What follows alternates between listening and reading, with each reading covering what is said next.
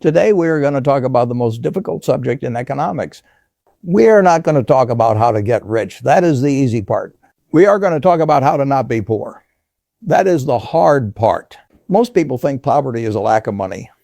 They are wrong. Poverty is not a number in a bank account. Poverty is a gravitational force. It is a trap. It is a closed-loop system designed to keep you inside, spinning your wheels until you run out of energy and die. I call this the physics of poverty. If you want to understand why you are stuck, you have to understand rocket science. When a rocket tries to leave the Earth, it fights against gravity. To reach orbit, it must hit a specific speed. We call this escape velocity. If the rocket uses 99% of the fuel required but does not hit that specific speed, do you know what happens? It does not get 99% of the way to the moon. It falls back to Earth and it crashes. This is exactly what happens to the working class. You work hard, you save a little bit of money, you try to climb out of the hole, you get halfway up the wall, and then something happens. Your car breaks down, you get sick, the rent goes up. Gravity kicks in, and because you did not reach escape velocity, you fall all the way back to the bottom. Actually, you fall lower than before because now you are discouraged. Now you are tired. Now you have less fuel. This is why working a little bit harder does not work. In the physics of poverty, linear effort produces zero results. You need exponential effort to break the gravitational pull. You need to understand that the system is rigged against you, not because of a conspiracy, but because of mathematics.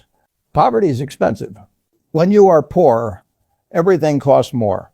You cannot buy in bulk, so you pay a higher unit price for food. You cannot afford good boots, so you buy cheap boots that break every year. You cannot afford a good dentist, so you wait until the tooth rots and you have to pay for a root canal. This is called the Vimes boots theory of socioeconomic unfairness.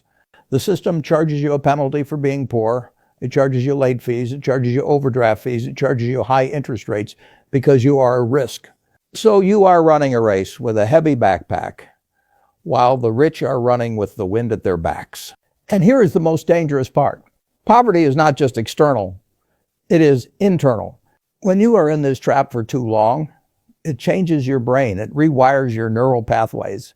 It puts you in a state of constant fight or flight. Your IQ literally drops. You stop planning for 10 years from now and you start worrying about 10 minutes from now. You become reactive, not proactive. This is the poverty loop. Low income leads to stress. Stress leads to bad decisions. Bad decisions lead to no assets. No assets lead to low income. Round and round it goes. A perfect vicious circle. But there is a way out. The laws of physics can be broken if you have enough force.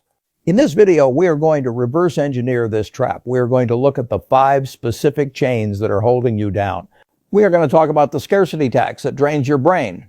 We are going to talk about the dopamine trap that steals your cash. We are going to talk about the linear income trap that wastes your time. And finally, I am going to show you how to build your own engine, how to generate the escape velocity needed to leave the atmosphere of poverty forever. Once you break orbit, everything changes. The friction disappears, the silence comes, and you can finally fly. But first we have to survive the launch. Let's begin the countdown. Let us enter the first loop. I call this the scarcity tax. Most people think that if you give a poor person money, their problems are solved. But if you give a lottery winner millions of dollars, they are often broke again within 3 years. Why? Because poverty is not just a lack of cash. It is a lack of cognitive bandwidth. There was a famous study done by Senthil Mullainathan at Harvard. He found that when your mind is consumed by financial stress, when you are worrying about how to pay the rent or how to fix the car, your effective IQ drops by 13 points. 13 points. That is the same effect as going without sleep for 24 hours. Or being a functional alcoholic. This means that when you are poor, you are literally operating with a damaged processor. You are trying to solve complex long-term problems with a brain that is in survival mode. You cannot see the future because you are too busy fighting the present. This is the scarcity trap. When you have limited bandwidth, you make bad decisions. You take the high-interest payday loan because you need cash now. You buy the unhealthy food because it is cheap and fast now. You are not stupid. You are just exhausted. And the system knows this. The system exploits this. Let me tell you about the Vimes boots theory.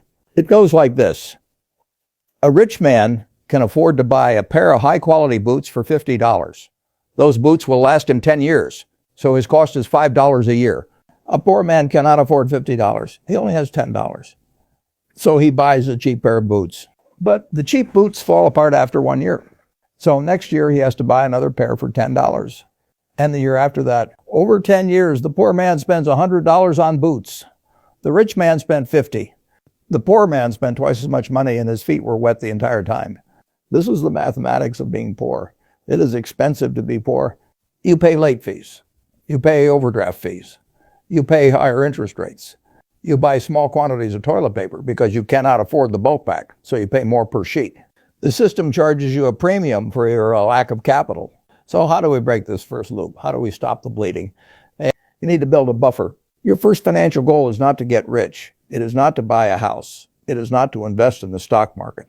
Your only goal is to save $1,000 or even $500. Put it in a separate account and do not touch it. This money is not for spending. This money is for buying back your brain. When you have a buffer, the car breaking down is just an inconvenience. It is not a disaster.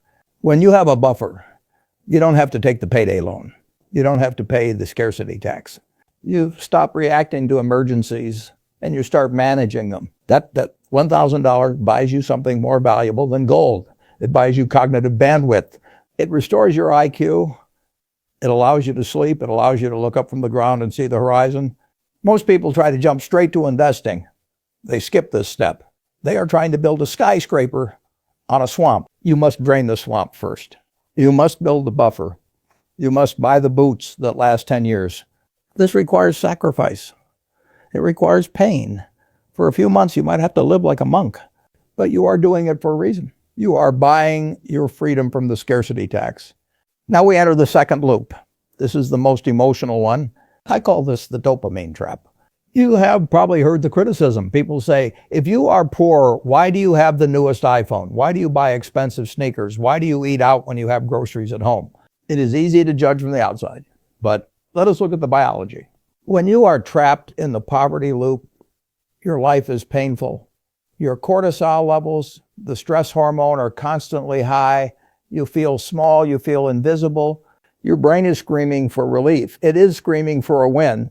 So when you walk into a store and buy that new pair of shoes or that branded handbag, your brain releases a hit of dopamine. For a few minutes, the pain goes away. For a few minutes, you feel successful. You feel like you matter. This is not spending. This is self-medication. You are using consumption as an anesthetic to numb the pain of your reality. But here is the trap. The relief is temporary, but the debt is permanent. The dopamine fades in 20 minutes. The credit card bill lasts for 20 years. This is the fundamental difference between how the rich and the poor view money. The poor see money as a way to buy pleasure. The rich see money as a way to buy freedom. When a poor person gets $500, they think, what can I buy with this? When a rich person gets $500, they think, how can I invest this? We call this assets versus liabilities.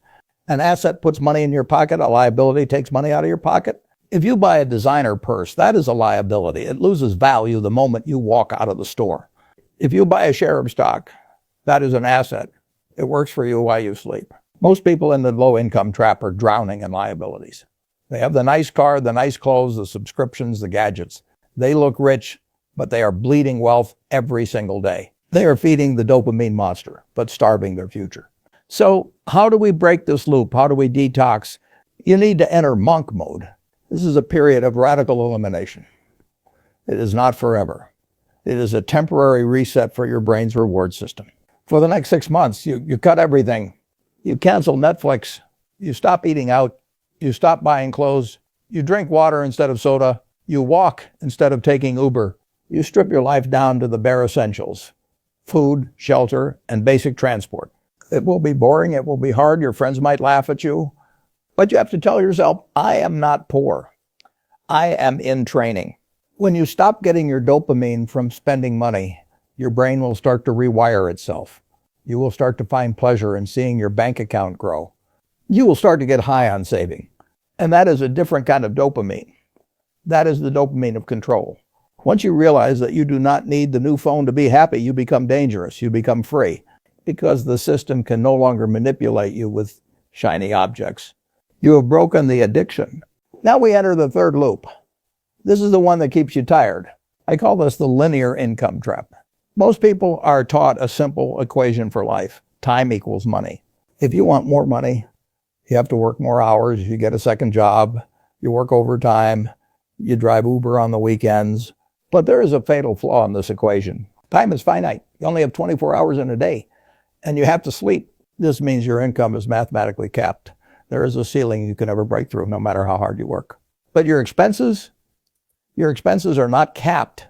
This brings us to the silent killer of the working class, inflation. Inflation is a tax that is levied on people who sell their time. When the government prints money, prices go up. The price of bread goes up. The price of gas goes up. But do your wages go up? Not immediately. Wages are what economists call sticky. Your boss waits a year, maybe two, before giving you a 3% raise, but by then inflation has already eaten 8% of your purchasing power. You are running up a down escalator, and the escalator is moving faster than you can run. So you work harder, you sell more hours, you miss your kid's birthday, you ruin your health, and at the end of the year you are actually poorer than when you started. This is the definition of insanity. You cannot win a rigged game by playing by the rules. You have to change the game. You have to stop selling time and start selling value. How do you do this? You build a skill stack. Most people try to be the best at one thing. They want to be the best accountant or the best graphic designer. That is hard. That is crowded. The secret is to be pretty good at 2 or 3 unrelated skills and combine them. Scott Adams, the creator of Dilbert, was not the best artist. He was not the funniest writer. And he was not the most experienced businessman. But he was good at all 3. And when he stacked them, he became unique. He became exponential. If you are a low-income worker, do not just go get a second job flipping burgers. That is just more linear income. Use your monk mode time to learn a second skill. If you are a construction worker, learn sales. Now, you are not just a laborer. You are a contractor who can close deals. If you are a waiter, learn copywriting. Now you are not just carrying food. You are designing menus that sell high-margin items.